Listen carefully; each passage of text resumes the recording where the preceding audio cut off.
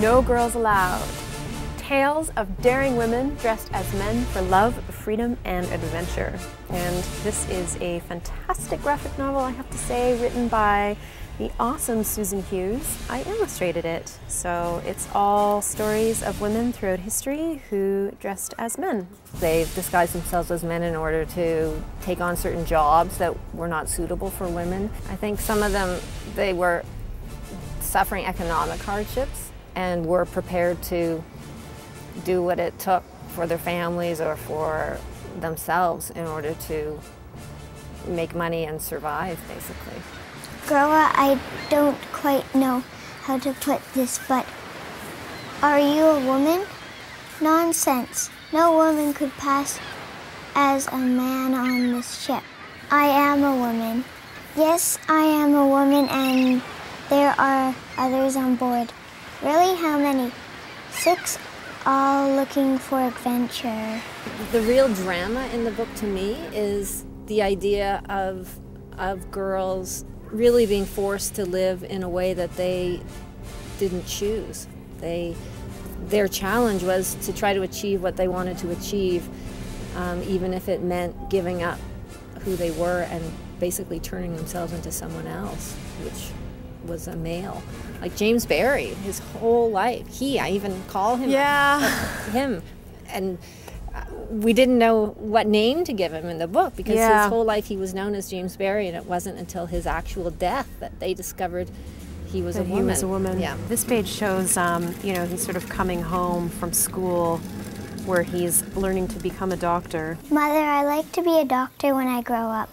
Don't be silly, dear. Girls can't be doctors. Of course, it will have to be my secret. I think that it's a part of history that often gets neglected, and specifically in school curriculum. I may be dating myself, but I know when I was in school, this certainly wasn't covered.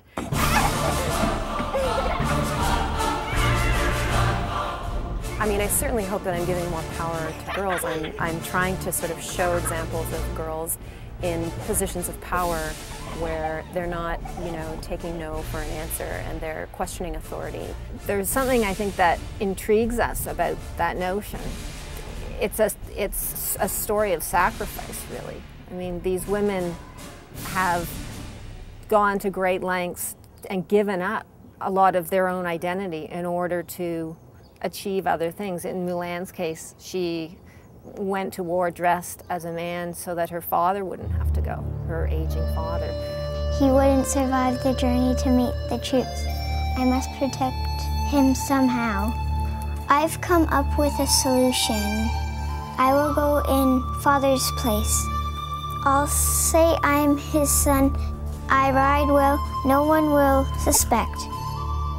I think that it's easier for younger kids to sort of play with these identities of gender. It gets trickier as soon as they get into school, where they're sort of confronted with other kids who are sort of assuming these opinions of their parents that are very sort of strict, you know, along this line of like girls are girls and boys are boys and end of story. I hope that kids reading this book will see, you know, it's okay if I'm 12 years old and I want to dress like a boy.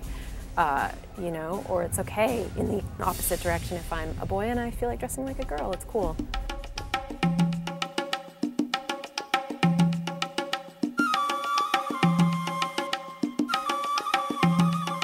I think kids like finding out about things going on in the world, and if we can uncover stories that haven't been told before then they should be shared.